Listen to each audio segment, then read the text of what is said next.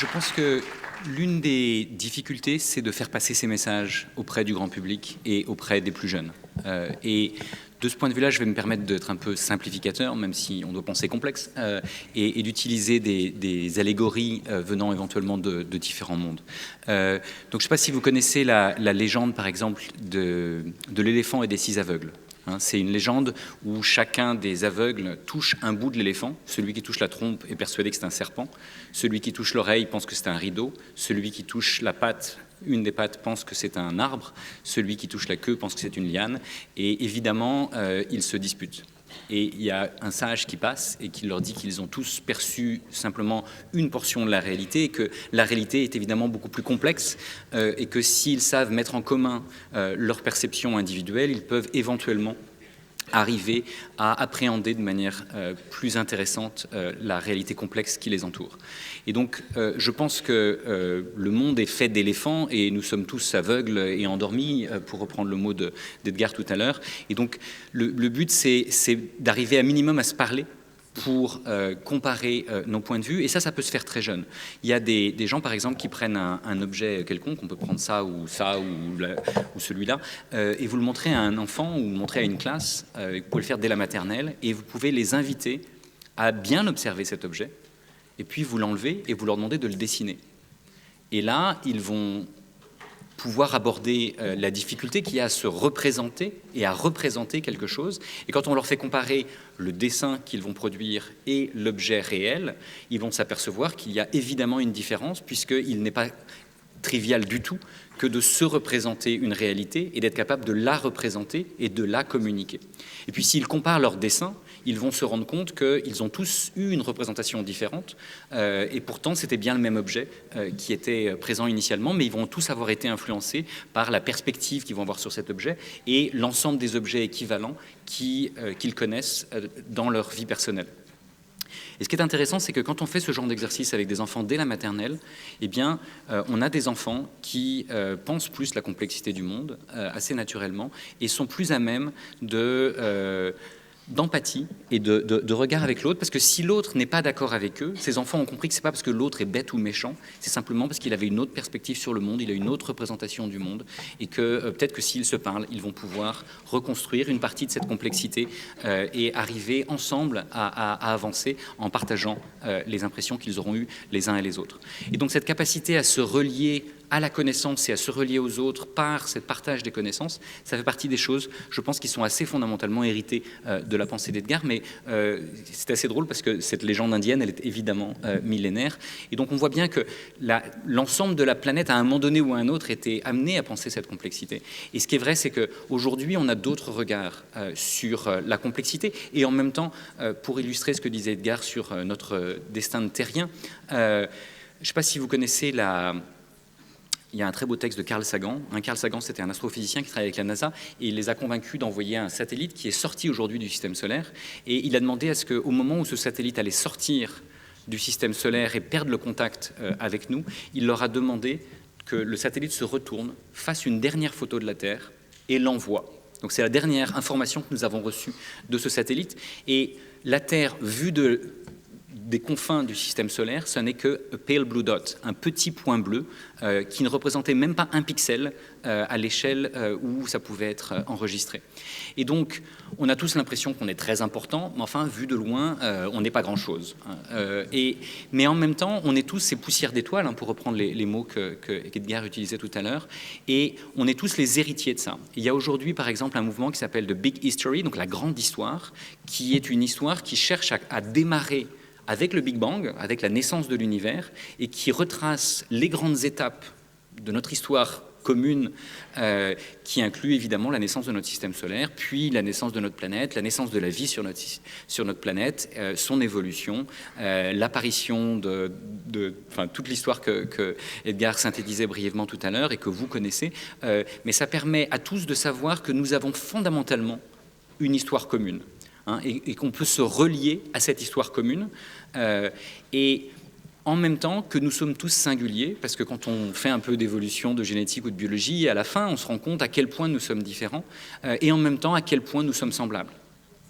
Et donc, cette capacité à comprendre la complexité de nos similitudes et de nos différences, je pense qu'elles sont assez essentielles. Et donc, on peut assez facilement, en fait, transmettre cette grande histoire et les limites de nos connaissances. Et à partir de là, on peut s'interroger sur où on en est aujourd'hui et où est-ce qu'on va demain, et commencer à se donner un avenir commun.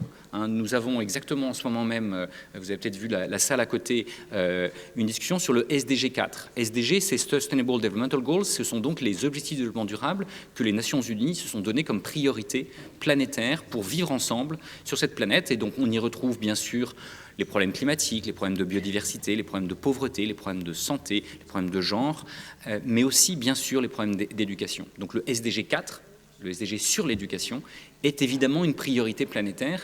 Et donc, comment est-ce que, tous autant qu'on est, on peut contribuer à ça, et comment est-ce qu'on peut inviter les plus jeunes à se mobiliser là-dessus? Et ce qui est très intéressant, c'est que les jeunes sont fondamentalement intéressés par les enjeux planétaires, parce qu'ils se rendent bien compte qu'ils vivront sur cette planète. La probabilité qu'ils changent de planète est relativement faible.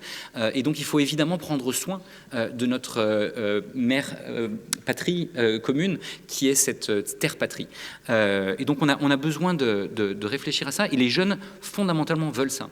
Et à partir de là, on peut les motiver, parce qu'ils vont s'engager, ils vont vouloir apprendre collectivement, et à partir de ces grands enjeux planétaires, en fait, ils ont tous une déclinaison locale. Il y a évidemment dans nos environnements personnels et dans nos contextes personnels, et donc on peut recontextualiser. Donc à la fois, on peut comprendre les problèmes universels et on peut comprendre les problèmes singuliers qui sont ceux de chacun d'entre nous, et on peut voir la relation qu'il peut y avoir entre ces deux niveaux-là. Et si, de même qu'on peut découvrir un éléphant, une bouteille d'eau ou toutes les formes de complexité qu'il y a autour de nous de manière collective en partageant, eh bien les jeunes aujourd'hui se rendent bien compte qu'on peut partager la connaissance qu'on a via les outils numériques à des échelles qui sont sans précédent. Et donc il y a une prise de conscience progressive dans cette génération du fait qu'ils peuvent accéder à la connaissance, mais qu'ils peuvent aussi agir. Et je citerai une autre légende, cette fois-ci amérindienne, qui est la légende du colibri. Vous connaissez peut-être cette légende où il y a un incendie dans la forêt et tous les gros animaux s'enfuient et seul le colibri va vers l'incendie. Et le colibri a une petite goutte d'eau dans son bec et un des gros animaux lui dit « Mais où vas-tu, colibri ?» Il dit « Je vais déposer ma goutte d'eau sur le feu. » Et l'autre lui dit « Mais est-ce que tu penses que tu vas réussir à éteindre l'incendie ?» Il dit « Je ne sais pas, mais en tout cas, j'aurai fait ma part du travail. » Et je pense qu'on a besoin de transmettre cette capacité aux jeunes générations, leur capacité à se rendre compte qu'on peut agir dans ce monde complexe. On ne va pas forcément éteindre l'incendie à soi seul, mais on peut faire sa part du travail et on peut s'adosser aux meilleures pratiques sur comment est-ce qu'on peut transporter une goutte d'eau, comment est-ce qu'on peut agir. Parce qu'effectivement, si sa goutte d'eau, on sait la placer au moment où il n'y a qu'une étincelle, on peut éteindre l'étincelle et éviter, ou l'allumette, et éviter l'incendie. Et donc cette capacité à identifier le pouvoir d'agir que chacun d'entre nous a, et a fortiori, si collectivement on crée des escadrons de colibris, on peut éteindre même probablement les plus gros incendies en s'y mettant tous ensemble. Et tout en bien sûr s'appuyant sur les connaissances que l'on peut avoir acquis les uns et les autres. Et donc ce SDG 4, ce qui est très intéressant, c'est qu'il y a eu un sondage auprès des étudiants de l'ISEC, l'Organisation internationale étudiante. 58% des étudiants s'intéressent aux objectifs de développement durable et une majorité d'entre eux s'intéressent en particulier au SDG 4 parce qu'ils savent bien que l'éducation, comme Edgar Morin l'a compris, est le facteur limitant pour la compréhension de la complexité du monde, mais aussi pour simplement la survie tous ensemble sur cette planète. Et donc comment est-ce qu'on peut arriver à passer d'une éducation qui est assez fondamentalement close entre quatre murs, c'est en tout cas le modèle traditionnel, à une éducation à la compréhension de la complexité du monde et une compréhension de la capacité d'agir sur le monde, et comment est-ce qu'on peut inviter les jeunes générations à exprimer leur point de vue. Jérôme pourrait le dire, mais je ne suis pas sûr qu'il aura l'occasion. On peut donner la parole à ces jeunes générations et leur demander comment est-ce qu'ils voudraient apprendre. On peut en fait redesigner l'école avec les jeunes générations, on peut redesigner l'université avec les étudiants qui y sont, et en fait, on peut partir de leurs envies et de leurs motivations pour s'engager et contribuer à comprendre et à agir sur le monde. Et je pense qu'on a absolument besoin, pour le coup, d'inventer des process qui, en fait, ont été en partie pensés par Humboldt il y a 200 ans. Humboldt, c'est le père des universités modernes, mais sa vision assez utopique n'a été réalisée que dans trop peu d'endroits. Mais ce qu'il disait, c'est on doit avoir, dans l'université ou dans l'école, la liberté d'apprendre, la liberté d'enseigner, la liberté de faire de la recherche, et on doit pouvoir trouver des mentors bienveillants qui ne sont pas là pour vous dire ce que vous devez apprendre et faire, mais qui sont là pour vous accompagner dans votre démarche et dans votre projet personnel et collectif.